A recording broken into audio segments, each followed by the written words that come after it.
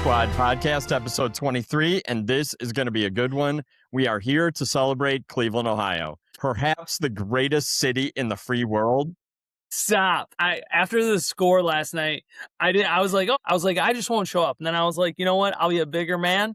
And then you hadn't mentioned it before we started recording it. I was like, wow, like this is get out of here. But so yeah, you just touched on it. Doesn't even matter. Why are we celebrating, and who are we celebrating with? We're celebrating the Cleveland Cavaliers completely annihilating the Detroit Pistons on Sunday night, advancing to the NBA Eastern Conference Finals. And we are also celebrating, maybe you're aware, maybe you're not, the Cleveland Guardians, the baseball team, won the Ohio Cup over the weekend. Is that a real thing? That is a real thing. Is it a Red Solo Cup? It's sort of, because it is a victory over the Cincinnati Reds for the series. Interleague play. Is it Triple A? No, It's real. It's Major Leagues. We have uniforms and everything. Seth, I'm so impressed with you. The fact that you just pulled out is that a Triple A? A great baseball joke, just great sports reference. Yeah, bonus points today. Well done. Well done. And I know some stuff, just so you know. Not a lot of stuff, but about some sports. Stuff. All right, we will do a sports trivia episode, and I'm not putting my money on you, Seth. No offense. But these are major accomplishments. It was a phenomenal sports weekend in Cleveland, Ohio. Speaking of which, I did forget to introduce our very special guest who's here to help us celebrate the land, greatest city on earth, Jen Polanz, a fellow Clevelander, editor of Green Profit and Inside Grower magazines, a great friend of us all. Jen, welcome to the podcast. Thank you. Thank you for having me. I am a longtime listener, and this is my first podcast ever. I've never done First-time listener, first-time caller. That's right. Well, welcome. Right. Welcome. There's a very clear reason why you're on this podcast today, and not just because you're our friend. I was thinking back, like, I've known you for more than 20 years. So we go way back. And you've probably known these guys for close to that amount of time. Quite as long. Well, Mason was a child back then, but maybe knew Seth. Yeah, so you were one of the people who hired me in the beginning. You were on that team that hired me with Delilah Onifree and Laura Droutliff.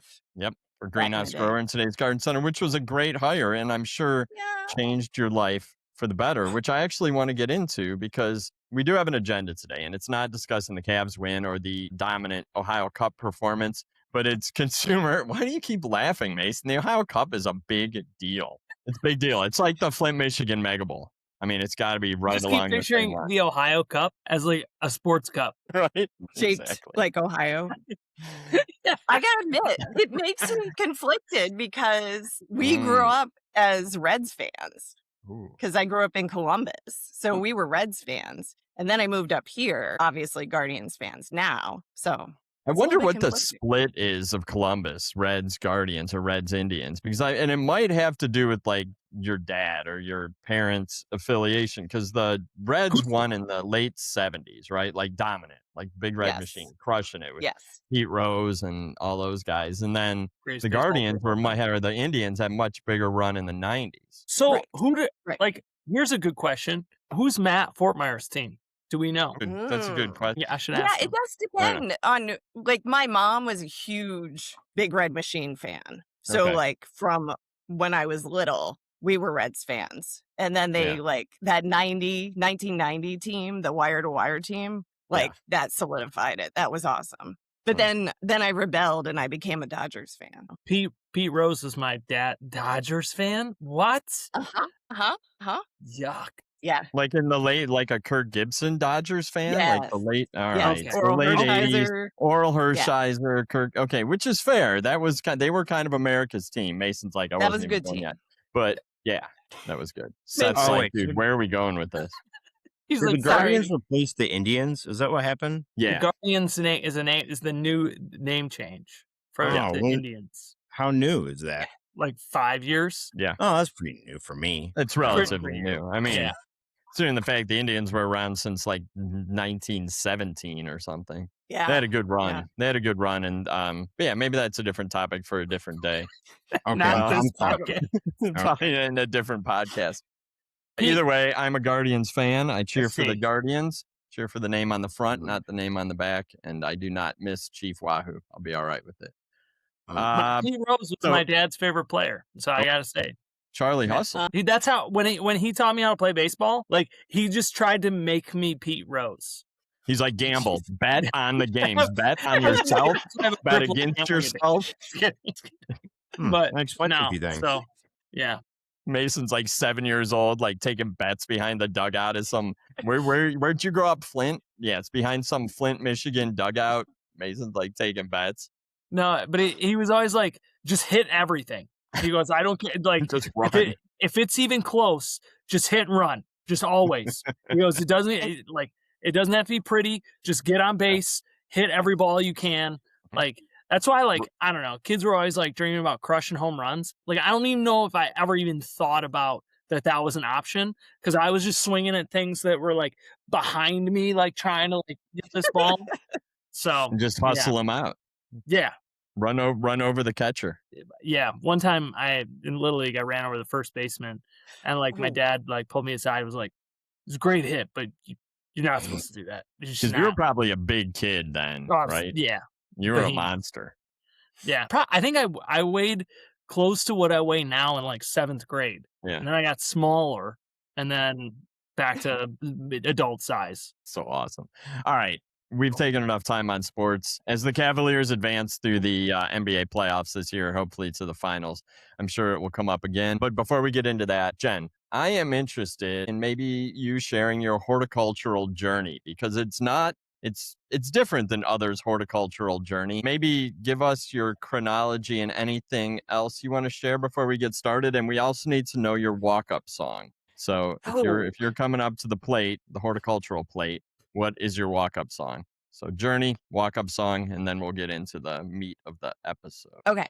All right. So journey starts. I grew up on 4 acres of land in rural Columbus that is now not rural Columbus in New Albany. So much different now than it was 40 some years ago when I was growing up. But we had 4 acres. We had a huge garden that we grew tons of different stuff and had cornfield in the back and grape arbor and apple trees, like all kinds of stuff. So it was a great way to grow up growing things and then freezing and canning. We like kept everything. We had 3 huge freezers, those like big long freezers, like 6-foot freezers, that we would freeze corn, can, a bunch of different stuff, freeze green beans. So it was a fun time to grow up, but also like we had to work.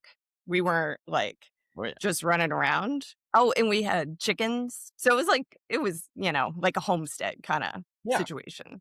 And we had a turkey for like a couple weeks. And then the turkey attacked my mom. What? Was the turkey eaten? I'm not sure. I was too young to remember, but the turkey was there. Then the turkey attacked my mom, and then the turkey was gone. So, like, I don't really know what happened to the turkey in between times. But yeah, they used to like chase us around and stuff. So kind of rural growing up. And my mom loved African violets. So we had a bunch of African violets. And my grandfather was a woodworker. So he built like all these plant stands for her to grow her stuff in. So that was kind of childhood. And then as I got older, when I went to college, I got into journalism, got a journalism degree. So then I was like out of plants and horticulture for a while. I was at a daily newspaper for like 4 years, just in grinding. Port Clinton, Ohio, right? In Port Clinton, that's right. And I remember Fremont, when you Port first started when we first started working together, you would tell the story that you had previously covered a dead body in a dumpster and that plants were much more beautiful. Is that, That's do I have correct. that, is that memory correct? Yeah, there were a lot of dead bodies. It was a very strange time. I was there for 4 years. And, when you're a daily newspaper reporter at a very, very small daily, like you cover everything. Yeah. So like there were a lot of dead bodies. There was a little bit of everything going on. Small newspaper? Yeah. Yeah. There were a couple murders while I was there. It was, whoa. I got my best scoop at Denny's at 2 a.m. Oh, please tell. Yes. What do you got? This is a story, I feel like. It was a guy who was being extradited for a attempted murder. Whoa. Fremont sounds like a really dangerous place. It really wasn't. But like, every once in a while there were things going down. And this guy was getting extradited. And I just happened to be walking into Denny's after a night out. And one of the police officers was there. And he's like, hey, we got that guy. He's coming up tomorrow. And I was like, oh, get out of here. Really? Like, no way. I'll take a Moons over my hammy and a cup of coffee because it's going to be an early morning. That's Never right. been to Denny's. All night. Way to go. No, that's cool. So that was it for a while. And then my husband lived out here. He's from here and on the east side of Cleveland. So then I answered the ad for a greenhouse grower to be a horticulture, floriculture writer. And I had to look up floriculture in the dictionary because I did not know what it meant. I thought I had an idea, but I didn't know for sure. Was it a digital ad or plain dealer ad? Because mine was newspaper. Mine was a newspaper ad for greenhouse it grower. for sure was newspaper, but I can't remember if it was in the Dealer or the News Herald. It was one of the two. All right. Yeah, but it was definitely a paper ad. Yeah. So and then I came in and Delilah interviewed me, and then you guys interviewed me, and then I got hired. And the rest is history. But so you've been an editor on the retail side of the industry and then moved into the CEA side, but also retail, right? Yeah. So when I came over to Ball, I was on a contract basis. So I was doing Green Profit part-time. And then I think Annie White had left Inside Grower and they were looking for a new editor for Inside Grower. So then I took that on and learned that industry. And that's completely different than the retail side. So all new. Everything was new. But I think you're underselling your horticultural career in that you've probably been to more garden centers than any of us else on this call. And we've all been to a lot. You've been sort of entrenched in the retail garden center side of our industry for decades now, at least a decade and a half. Yeah. Well, and I'd say this, Jen's been to like 50% of the garden centers that I've been to, like with me. That's true. That's true. I know you're there at every garden center group. So and at least two of those trips, I was incapacitated by illness. So you got to go on the tours where I was not. Illness. Yeah, you had a bad run. That was rough. In more ways than one. That's a fact. That is a fact. I will say, when you were describing your childhood and you mentioned that you had a grape arbor, in my head, I thought you said that you had a great barber. You said you had a great barber. And I was I thought and I was like, oh, like clicked minutes later. I was like, grape arbor, not great barber. I was like, that is a weird thing to just throw in there, but awesome. Boom. Yeah. Yeah. Every small town needs a great barber. Oh, it makes sense to me. Fun fact, Jen had the same haircut as Pete Rose when she was growing up. Thanks to that great barber. No, a grape arbor. My grandfather made wine, I think, if I remember right. He made some wine. Nice. Yeah. All right, what's your walk-up song? A Sweet Child of Mine. Perfect. Oh, well, perfect. Jen is a fan of the hair bands. We know this. I am. And there's nothing wrong with that at all. Some people might think that, but no, and those people are wrong. They're wrong. Okay. Yes. Great song choice. Yeah, for sure. Thank you. For sure. All right, let's talk Philly Flower Show, unless anyone else has a topic that they want to interject. I have one minor add-on story. The turkey thing. Turkeys can be real dangerous. I'm glad you got it out of there. And I say that because we had a turkey that used to attack people. And one time I was running around the barnyard shirtless as a little kid, and it came down and put its feet into my shoulders, landed on my shoulders. I was shirtless. I had scars for months. Oh, maybe it was going to try to take you someplace, but then realize that you were such a big kid, it couldn't lift you up. It's a very good point. Great point. That turkey was like, I'm going to wait until sophomore year of high school, the emo phase when he gets skinny, and then I'm going to carry him away. But I was going to say, Mason, you got back at those turkeys over the course of your life. So. Yeah, I did. Every Thanksgiving. Yep. I have to remember that. Every Thanksgiving is retribution. That's right. Oh, yeah. All right, let's talk Philly Flower Show, because I am the only one of the four of us who've never been to the Philly Flower Show. I believe, Jen, that this year was your first time. and that Mason and Seth have gone in the past. Mason claims that he's gone many times. I think 3. Okay, that's 3 many. times. So I'm going to sit back and listen to you guys riff on the Philly Flower Show because it's iconic. And all I ever hear are great things about it. I'm not 100% sure why, because I have not been to a good consumer flower show, I don't think, ever in my life. And I've been to a handful of them. So why is Philly iconic? And what did you guys get out of it? Tell me about it. Teach me. What my takeaway was from the whole event was how much joy it brought everyone who was in there, and for like a variety of different reasons. Like there were people who, because my journalistic instinct is to like listen in on what people are saying and eavesdrop on them. And when you walk in, it's just so overwhelming, like to see they put all of the really like large and kind of outrageous installations right up front. And so when you walk in, it's really an experience. The lighting, there's mood lighting, there's all these different, like it's very tall structurally. So like it's not just landscape. There's things built up very tall, and people were just in awe, just oohing and awing. And then there were people who were meeting there and like having conversations about their lives, and then talking about the landscape, talking about individual plants. Like there was just so much joy around it that it was just so fun to see that right before like the season started, knowing that, that's going to kind of reverberate. All those people that came, there's like 235,000 people that came to it. And all those people are going to go back. Yeah, over 9 days, 235,000 people. And where is it held? In the... so like Philadelphia Convention Center or something? Or Expo Center. Okay. It's right downtown by the station. Okay. All right. Yeah. And Reading Terminal is right there. And like they have stuff going on inside the terminal that kind of bleeds over. Like it's just like all around there's very exciting. There's a lot going on.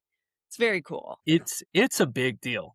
Like, and it shouldn't be any surprise. Like I was thinking about this a bit. That area of the country, like what I'll say, Philadelphia and surrounding areas would be your like headquarters for public gardening. Yeah. In the country. Like you have Longwood, you have Chanticleer, like their whole thing is, what is it, 30 gardens in 30 miles, Seth, is their big push. It might be 35. I mean, but I mean, a lot of public garden spaces. And not even just a lot. We're talking like, I mean, Longwood is like, we can go back and forth on botanic gardens and which ones are the best in the country, but like continuously in the top 10, you have Longwood and Chanticleer right there. And so, and then like the whole so the Philadelphia Flower Show is run by the PHS, which I think is Pennsylvania Horticultural Society. I was going to say Philadelphia, but I think and like they do pop-ups in the city that would knock your socks off of like, oh, this is like a mini garden in an abandoned lot. And they've probably been around for like centuries, right? I mean, we're one of the oldest like areas, oldest parts of our country. Yes. And very horticulturally rooted for, I would not say centuries. 500 years, Seth. No, they started out before the expo center is in a cave, and they just brought in all the plants. That's what I heard. We're gonna have to. We'll have to double check that fact. America turns 250 this year. I don't think they've been around much. Allegedly. Like, well, it was a PHS back then. It's migrated different names over the years. But needless to say, I like being there, and I like that you mentioned the height of it, Jen, because it is like, to me, it's like it's a combination of the state fair of plants, like, and I'll talk about that why, plus Cirque du Soleil of plants, and that is where like these gardens, most of the gardens are, I'm going to say, too aspirational. I don't mean that in a bad way. Like, but there are heavy aspirational features that like you and I are not going to be incorporated. Like they're works of art. So there's a heavy artistic component. Like we're not going in there walking through most of the displays and going like, oh, let me do that in my yard this year, because it could be like a 10-ton sculpture of like some face. Like it's like, the face is bigger than our whole yard. But I think at the same time, like the plant material looks great. And then the part that is aspirational and realistic aspirational is what I would call, they have a name for it too, Jen and Seth. I don't know if you guys remember it, but there is like, you can bring your plants to the Philadelphia Flower Show and get them judged. Yes, the horticulturist. So like if you are an orchid grower, like you'd be like, I have the best orchid in the state, and enter it into the competition. And there were some cool succulents. There were some cool like bulbs that I'd never seen before. Like people are like, I'm pretty sure that Jack Peters used to enter orchids into the horticulture. I'm not 100% on that, but I'm pretty sure he used to. But like that's like a whole thing, like where you like kind of like with state fairs, like I'm gonna enter in my apple pie or like biggest zucchini, like whatever. But this is like specifically for plants, so that's really cool. And they have a bunch of different, like they get judged. They have a bunch of different categories on like what, like this would be like succulent, small, 3-inch pot. Like it's that to me in itself is cool. So yeah, I think they have like a. When we were, I mean, this is like a decade ago when I went, but I think the horticulture's really large, right, Jennifer? Like it's quite a bit of like hundreds of participants. Yeah, and some of the plants in there were like 60, 70 years old. Yeah. Like there were ones that apparently they come back every year that are, decades old. And like a 50-year-old begonia or something. Yes. Yes. Wow. Okay. Yeah. It is super cool stuff. Like succulents that you and I have never even heard of. Yeah. Like that people have just like it. There's been this collector that's had it in his private collection in a small greenhouse for the last 80 years. And he brings it every year to show off. And you're like, what is that? Nobody really even knows what it, like how to classify it, because it's no something documentation so on it. Yeah. Yeah. Well, I was just looking at homes that are like this big, like people have just been growing for decades. Well, I just looked and it says it's 315,000 square feet of show floor, and then 200 plus exhibitors and 60 plus major displays. So the major displays are that giant face, right? But then the exhibitors, so like who exhibit? Like who are the exhibitors? That's where landscape companies is it? Yeah. And that's honestly the least attractive part of the show to me. Like that's where it's But like it pays the bills. I mean, it definitely does. But also you got to remember they're getting hundreds of thousands of people through, so that's paying the bills as well. 230,000 people. What's the cost? Like what's a ticket? Like, $20? I think they're $40, $50. Okay. All right. Yeah. Like and I'm going to throw this out there. Doesn't PHS now run Seed Your Future? No, I don't think so. I thought they did. Oh, I hadn't heard that. No. Now you're spreading rumors. I'm spreading rumors, but I thought that, well, they certainly have a heavy hand in it. Like this state organization has like a lot of influence across our industry as well. Yeah.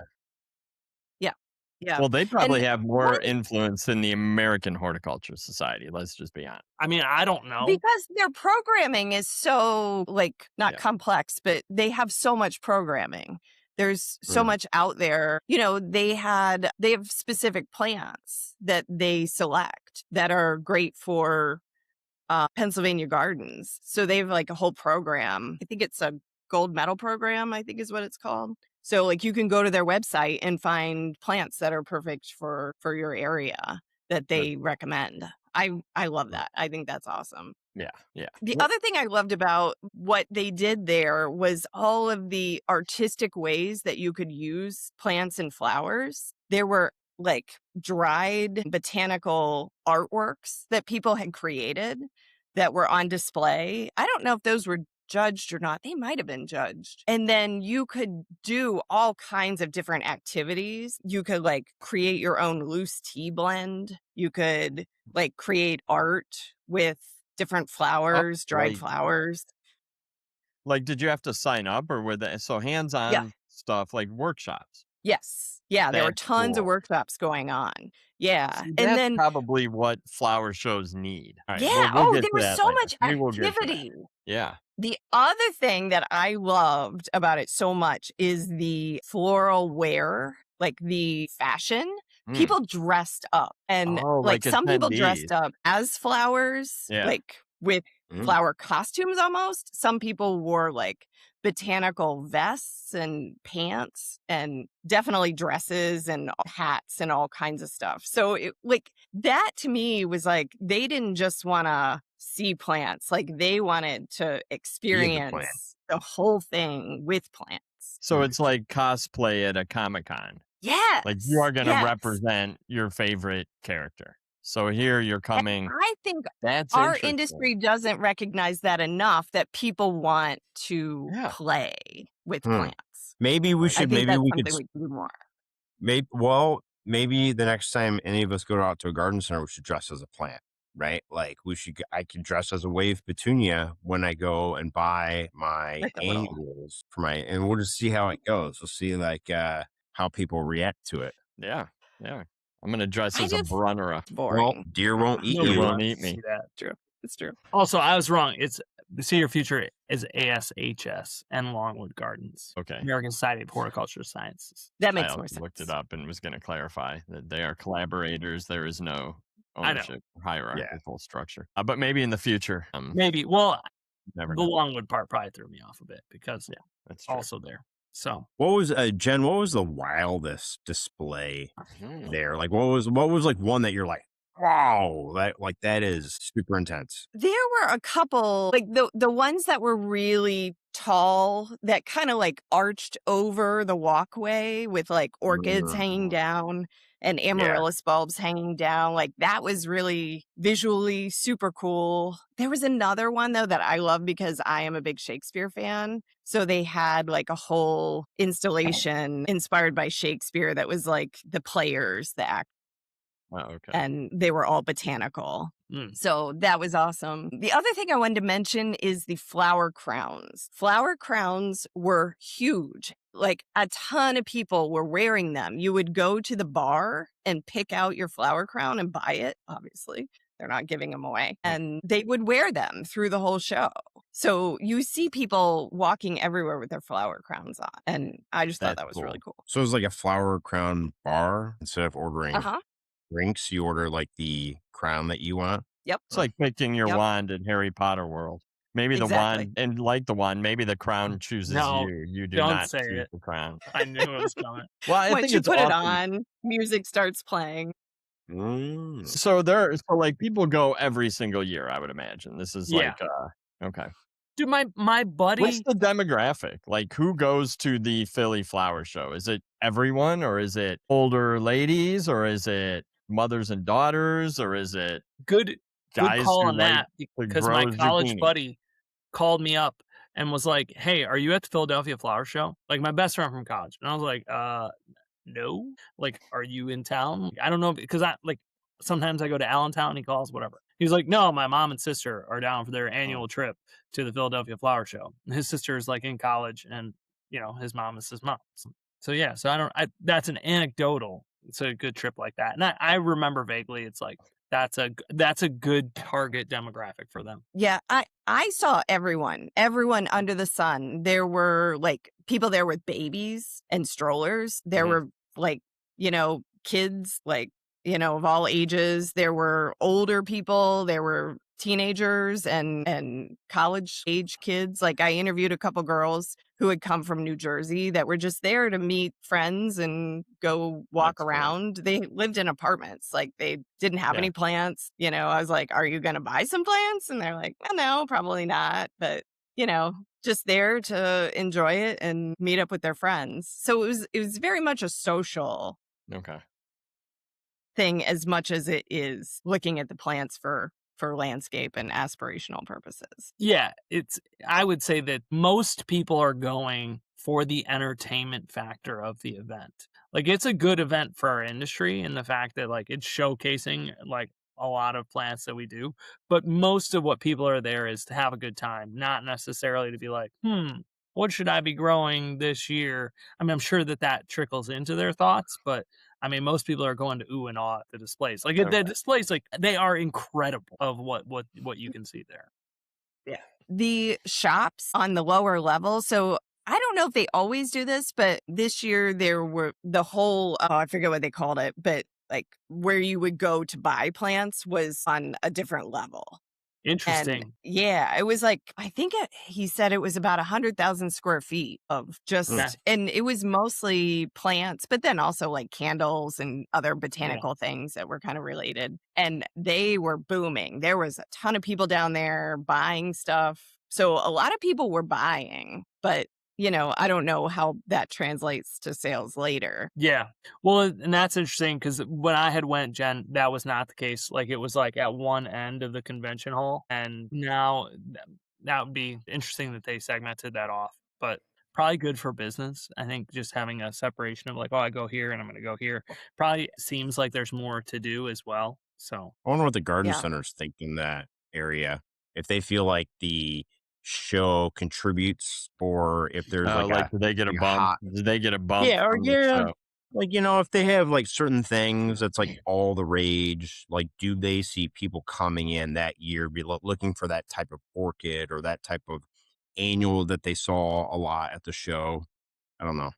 Oh, that would be interesting. I would like to hear that if if the retailers around there feel a bump like that. That'd be like I would imagine that it comes down to anything. Are they capitalizing? Are they using their social media to say, hey, you went to the Philly Flower Show last weekend, now come in and buy, these great plants that you might have seen there, or, got the gardening bug last weekend at the Philly Flower Show, come buy a basket for mom. Yeah. Seth, what to the audience, what they might not know is Seth and I spent a fair deal of time at the Chicago Flower Show back when that was around. What was that plant, Seth, that everybody, well, there were two plants. I know the one, but the other one was people were obsessed with. I think Ted's brought it in. Was that the yellow flower? No, I know that one, but was it Clariodendrum? It was like a white flower with like red in it. I think it was in a hanging basket. And then I was like, I don't know if I've never seen this plant before. People were obsessed with it. Oh, was it like a heart shaped sort of thing? Yes. Right. Yeah. It's like a tropical. They had like a white, right? Like a whiter sort of outer flower with like a red drip of some sort. It might have been like a bleeding heart vine, not like Dicentra is bleeding heart, but like bleeding heart vine. And the other one that people were obsessed with that I remember that I don't know whatever happened to this plant. Maybe the ball folks can enlighten me. You guys had it for a while. Manila or something. Yeah, right? It was like the Philippine plant. I remember that. The Medanilla. Yeah, I don't know what happened. Big flower that was. Yeah. It's probably one of those plants. I see that quite a bit. I feel like it's probably one of those plants that was like really hard to propagate, or like you couldn't make stock out of it. So like it's one of those things that you can grow in your home greenhouse, but in terms of shipping 100,000 of them to a grower in Michigan, that ain't gonna happen. Medanilla. I feel like I see it every year at Cultivate. I think the that's Philippine probably orchid, where I but it's not an orchid. I knew it was something. Yeah. Yeah. I remember people really liked that. Mason, you just created my segue for me. Yeah. The Chicago Flower Show. So I remember back then, I don't even know if that's still around. It was at Navy Pier. Yeah. But I mean, that was probably one of those things like the pandemic probably wiped it out. Because it was huge. It was a big show. And then it was dwindling and dwindling. Then they tried to revitalize it. And then they brought in two guys with some flower app, and then it pretty much died. Hey, we were there when the mayor of Chicago, we were presenting when he was walking through. He chuckled at our presentation. We saw some famous people. Actually, I think the app attracted some famous people. If I could, But either way, so Chicago Flower Show, big flower show, Navy Pier, great venue. So, but still died a slow death, or we think it did. And I'll then put it this way. Yeah, the big three were Philadelphia is above and beyond number one at the time when we were focusing on these. Chicago was here in our home base, but I think that probably is number three as far as the big three go. And then the one that we don't talk too much about, but the last time I went there, like it gets good traction and it is very cool to go to and it's well run, is the Northwest Flower and Garden Show in Where's Seattle. that? In Seattle? Yeah. And that I'd one like is to cool. go to that next. That one's cool because it doesn't have the fanfare that Philadelphia does, but I would say that it is much more realistic for home gardeners, and it seems to attract more people from what I was there, as like people are going there looking for like, I can do that.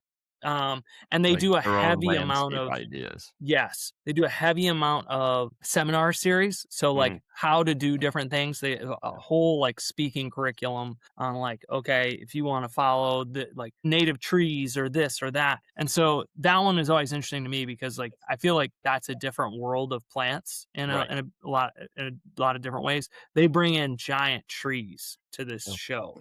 Because Pacific Northwest is a great gardening region. Yes, but you're it's just right, not very annuals and different. perennials like we think of it.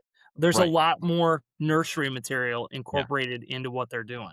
But they're growing in bogs. Like they've got Yeah. all sorts of crazy climates in the Pacific Northwest, and Yes. they do it themselves. Like you're right. It doesn't surprise me that the seminars are well attended. I mean, there's so many books about Pacific Northwest gardening, and I mean, it's been again a while since I've been, probably Been a a decade while. Sorry, couldn't help it.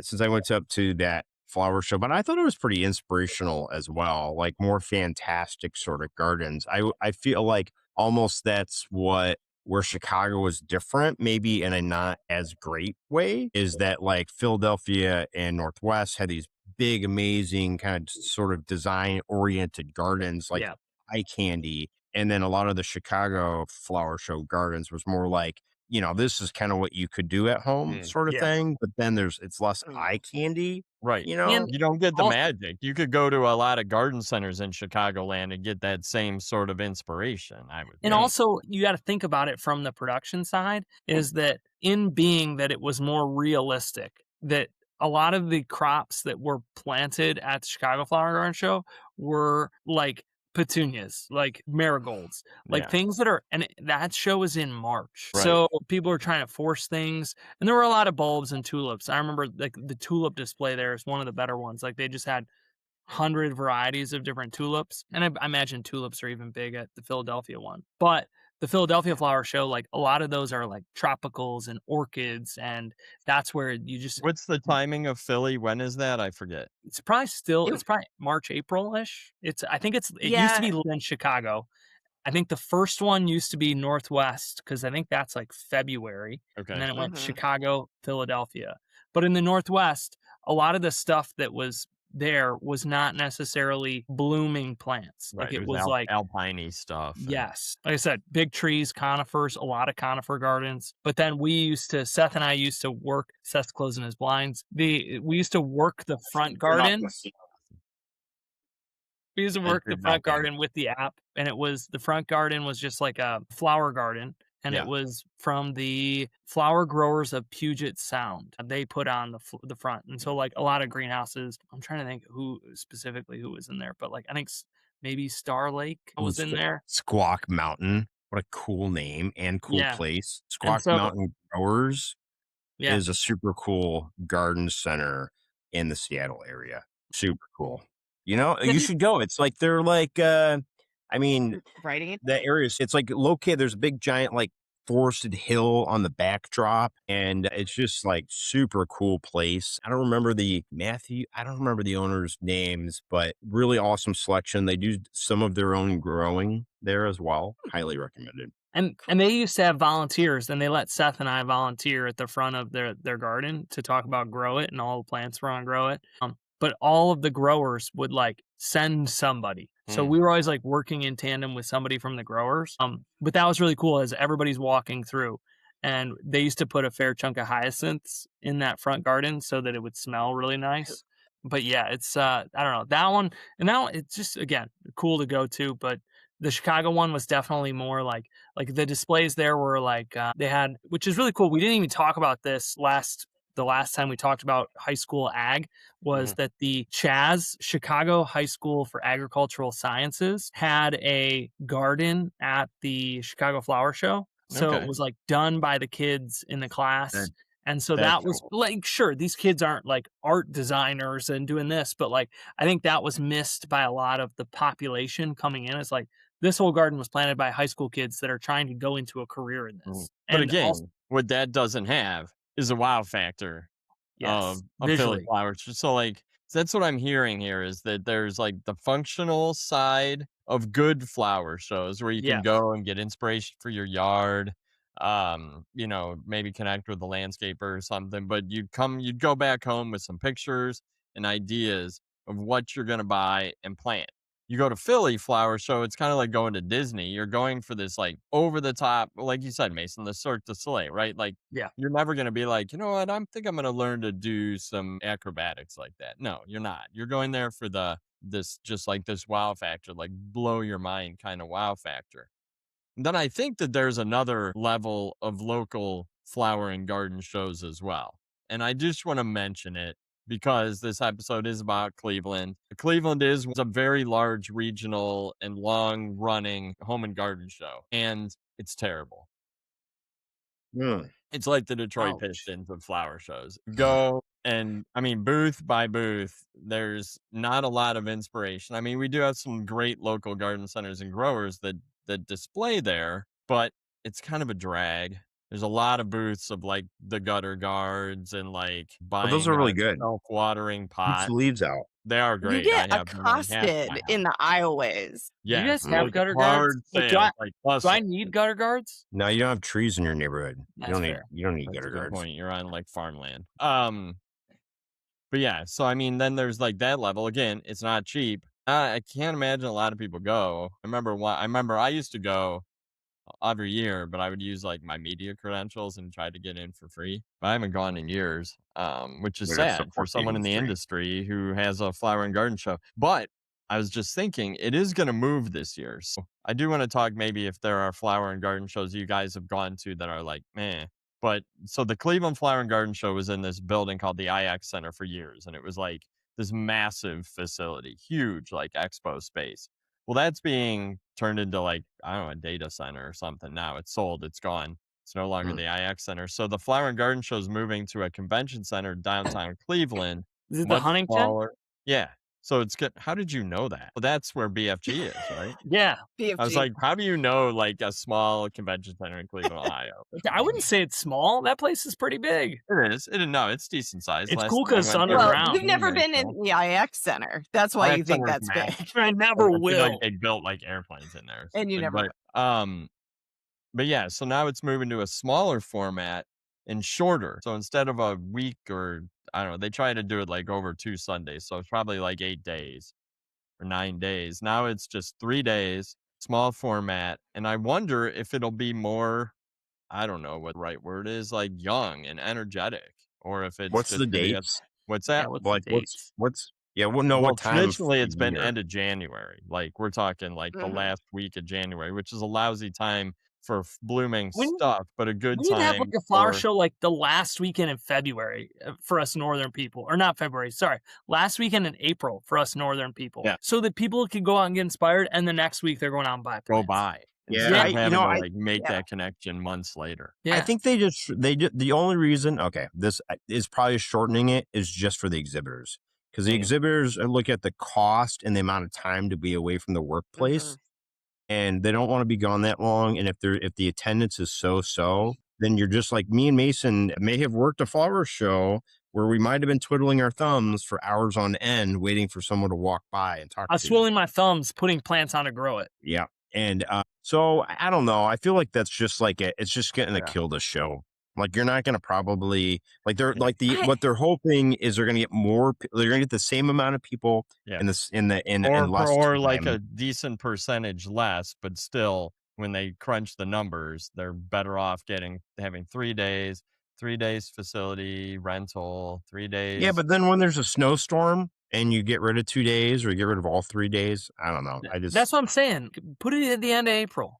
Like it's But there are flower shows that are like cool these days. I mean, Philly, I think like Philly, the one in Seattle, like those are like upper echelon, top Yeah. tier spectacles. Yeah. Yeah. Chris But Beatties went to this PlantCon in Orlando, and while you guys chat, I'm gonna Google this and make sure it's still happening. But he was blown away by it, and he said like the audience was like, or the attendees were like super young, like 20s, 30s, and just going crazy, filling carts, buying house plants. Like there were hands-on exhibits and workshops, and it was like I don't. an Yeah, but anime fest, but for plants. I don't know if you can put any like plant event in Florida in the same conversation as a plant event in the north, because it's so easy to produce plants in Florida pretty much all year long. Whereas like the north, like you have to work that much harder to produce anything that But looks this decent. event that he went to the company was based out of Texas. Again, same idea. Yeah. So I was going to say so they actually decided not to go to Orlando again Okay. because it didn't produce enough of what they were hoping for in Florida, but it still did in Houston. I think it was Houston that they did it in. They do it in a couple different locations. Houston, And those Chicago, LA, and Dallas. Okay. Yeah, so big markets. But for whatever reason, I don't know if Orlando is just because there's so much houseplants around there already that Yeah, you like can buy houseplants in the apron of every single store. Yeah. right. So I think they were trying to like crowdfund or figure out a way to get back to Orlando, but they weren't necessarily going to do it again. But I mean, I think there is a lot of excitement around it. The other one that comes to mind is Hicks Nurseries up in New York. They do a flower show.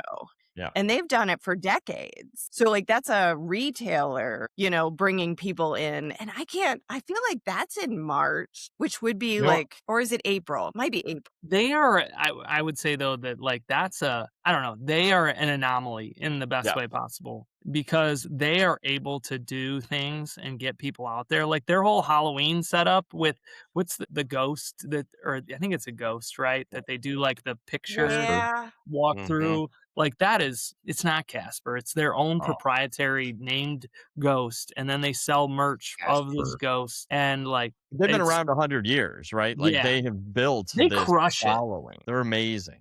Yeah. Top tier garden center. Yeah. Worldwide. Yes. Have you, You're Mason, right. Like the garden center, like if you have a big retail presence in the space, flower shows, I mean, whether it's at Christmas or at spring are phenomenal.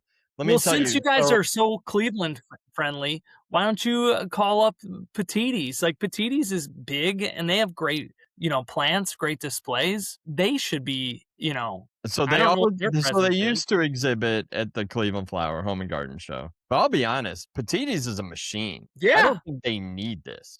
Like I don't think they need to do anything else. They sell so much product in the Cleveland area for so much money. I mean, $46 for a fern basket. I'm not even joking. And they are flying. $7.99 for a 4-inch geranium. Flying. Beautiful product. Like, I don't know that they need a flower show. They're so dominant. So let me just tell you, in Rosemont, June 20th and 21st is PlantCon Chicago. Put it on your guys' calendar. Check it out. June 20th and 21st in Rosemont. Go together, hold hands, do your thing, report back. Are we gonna skip down the hallway together? Do your thing. No? But then, so April, let's see. Wow, this isn't. So February was LA, April was Houston, and then Chicago in June, and then Dallas in October. And the way it's described, 150 to 300 vendors selling everything from houseplants to rare and exotics, talks, demos, and panels. Social media plant influencers and industry pros are as speakers, connecting plant people, networking meetups, and even parties, giveaways, et cetera, et cetera. $20 to $40. Kids are free, which is cool. The free kids thing is a good idea. Oh my gosh, why it's relevant for you, given my horticultural background, according to AI. It's a pulse check on trends, and there was a great story in Grower Talks last year. It's really kind of funny. Wow. Look at that. You're just like feeding your watch. But anyways, PlantCon. So I think concepts like that are probably kind of cool, but again, niche and only 4 across America in this year. I did know. I think the organizer guy got 40 under 40 last year, and I was looking through that. That's cool. For real? Yeah, I think so. Nice. Oh. I know Yeah. There's a flower shop in Milwaukee that I think Stein's has been a big part of the last Another great decade. garden center. Yeah. And I think they always really like it because they actually sell stuff there too. So it's part inspiration, part selling stuff. There was a Quad I've never Cities been one. I there remember about it. Wallace. I remember going to speak at a Quad Cities flower and garden show once for Burpee. And Wallace's was there, and they had a booth and were selling product, but also just driving people to the stores. And where, for our listeners, Bill, where is the Quad Cities? Iowa? I think so. What are the You Quad sounded Cities? not sure about that. Cedar something? No. Cedar, no. Cedar Rapids? No. That's in Iowa. But Moline is one of them. Yes. That's the Illinois side. Yes. Yeah. It's also, isn't that the home of John Deere? Maybe. Cedartown. So many questions I don't have the answers to today. Quad Cities, Iowa. That's okay. It's, what? We don't one need thing to I know was going to mention with Cleveland, I did go this year because I wanted a good comparison between Cleveland and Philly. Which one was better? And I will say, what? Which one was better? Well, maybe like your bias. Maybe overall experience. Maybe it was a lot easier parking wise to get into the Cleveland one. So therefore, yes, it was a little bit better. Yes, parking was much easier in Cleveland. Okay, so maybe it was a better show then. Yeah, so I don't know if you remember, Bill, when you walk in, it used to be the show was right there. If you parked in the back and like the show was there. They had these, it was dark. The whole place was almost dark.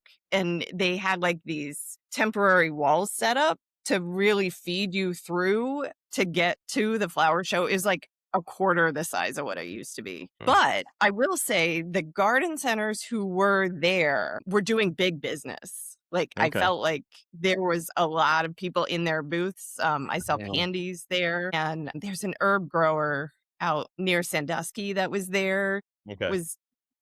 All their booths were packed.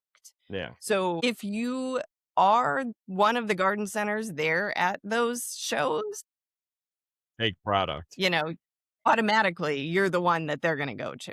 So people want to buy. People probably want to buy stuff at those kind of shows. Yeah. I mean, I don't know what you're buying. A lot of it's house plants because you can't buy anything in February that you're going to put outside in Cleveland. Here, Davenport, Bettendorf, Rock Island, Moline, and East Moline. So it's actually 5. Penn cities? I think Rock Island and Moline are considered the same. You know what? We're going to have Kate on at some point, and we can just do a whole episode about the Quad cities of Iowa.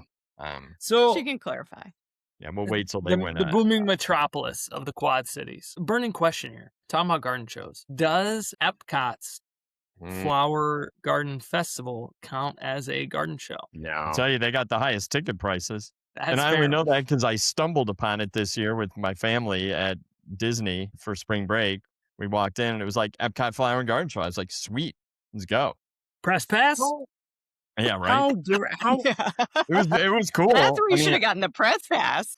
I think it does in a way because it does have those kind of over the top installations. It showcases plants. They are labeled. So like you can say sun patiens are like the dominant flower in these giant towers that they have, and they're stunning. Like if I was like the average Joe walking through Epcot and I went up and looked at it, I would never buy anything but sun patiens for my gardens ever again because they were amazing. but Cicada kills it there with the sun patiens every year. Yeah. How many more flowers? Because I've been there for the flower show and I've been there regular. Like how many more flowers are there for the flower show than any other time of year? Well, they're like the big thing. There's like big towers, and then they have like these little sort of like with each of the countries in Epcot, they have like a garden, like sponsored garden. So like Tetley sponsored the tea garden at the England or UK or whatever, England.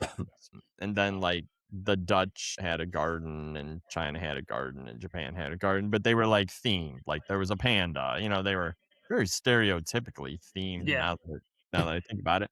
But so, yeah, we are at an hour. So let's do shout outs and hot takes because I think there are a lot of things that can be done to make flower shows better. I think that flower shows should take some lessons from events like the Philadelphia Flower Show and do over the top displays. I mean, really showcase what our industry can do on a large scale, but then also think about the workshops and maybe bringing the displays, some of the displays down to a doable level, a scale that you can put in place in your own yard. I think flower shows still have a place. And obviously they are shrinking in some areas. I mean, we talked about Chicago going away, Cleveland kind of shrinking down to a few days. And, those are decent sized cities. But then maybe the growth of like regional shows or like, something very hyper local or one that's really focused on sales and like PlantCon. I think it's probably just time to rethink the format. Well, and I wonder too, the more I think about it, the more I think that maybe it's just different. Like Lombard has their, what is it, a hydrangea festival, Seth? Like Holland has the Tulip Festival. Like maybe those are better. Like, I mean, the Tulip Festival is huge. So maybe that's just a better way to showcase it rather than try to cram beautiful plants into a dark, dingy convention center. That's true because, I mean, right here locally by me, there's like a perch festival. It's like perch time of year when everybody's fishing perch. And, like hundreds of people, 1,000 people will go to that over the course of a Saturday. And then we have the Woolly Bear Festival, which is all based around a fuzzy caterpillar. And again, 1,000 people will go all day long, vendors, everything. It's fun. Kids love it. Adults love it. It's very classic. Jen knows what I'm talking about. You think maybe there's just less things to do in Ohio? That's why the Woolly Bear Festival is so popular? I've never been to the Woolly Bear Festival. That's one I have not. I've heard of it, but I've never been to it. Well, that was Dick Goddard's festival. Dick Goddard is a very famous Clevelander. So famous. Very famous. He was weatherman for decades. There's famous, and then there's Cleveland famous. He's at the garden center I worked at. He's dead now, so I can say this. He once tried to accuse one of our garden center guys of stealing his checkbook. And this guy who was like 17 at the time was like, do you think I'm really going to go into a store and cash Dick Goddard's check? Like, he's probably one of the most famous Clevelanders of all time. I'm not even joking. So, yeah, garden center story. Don't steal the checkbook of a local celebrity. The most famous Clevelander of all time is, I think his name he's the Irishman. Danny Green. Yeah. I sat on his lap as a baby. I know. I love that story. Jen's shaking her head. Danny Green was a Teamster. He was a mob boss, Irish mob boss in Cleveland back in the late 70s. My mom happened to work for the criminal lawyer that was defending him he was a bomber. Like, he liked to bomb cars. Like, that was his big thing. But yeah, he was, he didn't last very long. He lived a rough and tumble life. Wait, so how did you end up on his lap though? So he came in to the law office to meet with the lawyer, and my mom happened to be working, and I was with her at work that day as a baby. So wait, Danny Green was a nice guy. He's like a nice guy. He's like, everybody. That was like his whole thing. People loved him. But he was like a mob boss. Yeah, he was like a Robin Hood kind of guy. Although your mom just was like, "Here you go, my baby." He's like, "Can I hold your baby?" I think. I don't know. I don't. There's a movie. I think it's like Don't Mess with the Irishman, or I don't know, or Kill the Irishman. Kill an Irishman is the name of the movie. Yeah. It's a great movie. It is a good movie. But I'm actually glad that you tied it back to Cleveland there. That was like a nice rounded right back to the greatest city on the planet. Yeah, who were having a great. That leads me into my hot take for the day. It's time for shout outs and hot takes. I'll go first. My hot take is that I think that if Cleveland really wants to make something of the Lawn and Garden Show, all they really need to do is move it about 2 to 3 hours north into greener pastures in the state of Michigan. Wow. Does Detroit have a garden show? I don't know, but it could if Cleveland wanted to make it better. Okay. Shout out to the weather. What a killer weekend for most folks across the country. I feel like the weather more often than not tries to hurt us a bit. I know Mother's Day for some places was a little rough. We didn't have it too bad, Seth. Like, I think windy, we were supposed to. What? I said it was windy, but it was still nice. Yeah. I mean, by us out west here, I feel like it's just windy all the time now. I don't know if that's a factor of climate change or whatnot, but it's just never not windy. But this weekend, sun shining, 80 degrees both days, outside both days, took some trips. I saw some things out at garden centers here this past weekend. I saw a lot of people, which is great. But yeah, no, shout out to the weather for keeping it real for us. This is always one of my things I love to talk about. I feel like this past weekend is notoriously the best weekend in the garden center world. And I would say in the, maybe not in the garden center world, but the retail greenhouse world, because we would always pray for years. And this is not one of them. This is one of the years that we wished was different, is that we want 2 weekends between Mother's Day and Memorial Day. This year we only have one, so you got to make the most of it. But, Mother's Day always gets a lot of hype. I think that's the kickoff for us Northerners. But I think it's this past weekend, the weekend between, that, most business gets done. So I'm glad it was nice weather for most folks. I just looked, and the Chris Beatty's Acres Online report for Mother's Day 2026, Mother's Day weekend was at 8.4 in the U.S. A little bit rough, 6.3 up in Canada, but 8.4 in the U.S. So very solid Mother's Day weekend, and a lot of 10s. So. I would guess a lot of 10s happened more west. I know that Pennsylvania folks had it a little rough. Yeah, no, I think the 10s were basically west of the Mississippi, and it was pretty much all 9s and 10s. Okay. A lot of 10s. I'm excited to see what this weekend was. That'll be good. So, Jen, do you have any shout outs or hot takes? I have a shout out.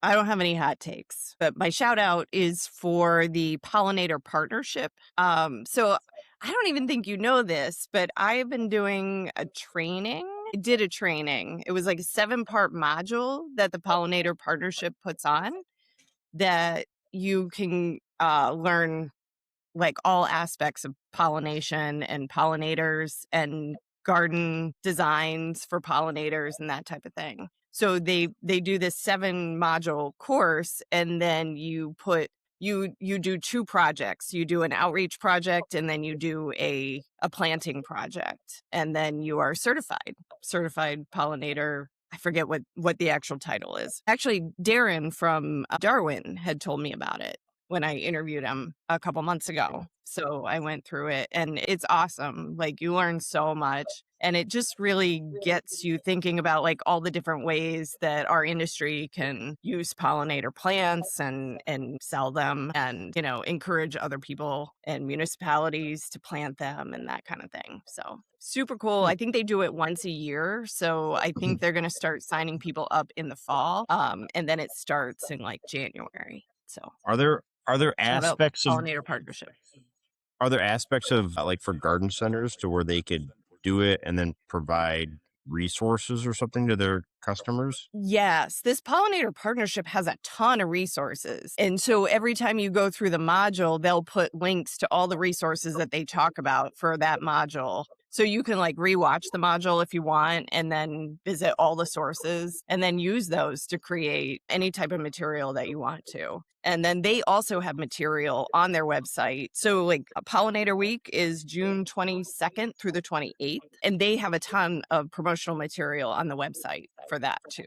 So if you didn't want to make your own, you can go on there and get some. That's cool. And I'll do a quick shout out to the Garden Center group. I presented on their group talks call last week about perennials, and anything I can do with Garden Center Group makes me happy. It's such a good organization. But the 2 other presenters were talking about perennials and how to grow perennial sales in the fall, and they were talking about pollinator programs and just leveraging the pollinator aspect of plants, and how that, when you do shout that out on your social media and get creative, that will draw people in, and it's such a good talking point to me. Like, I remember I was sometimes, not always, but sometimes struggling for like that talking point when people walked into the garden center. But you start talking about pollinators, and people get excited, and it gives you something to, just that hinge point of a conversation that then you start pushing product into their cart. Shout out to Garden Center Group.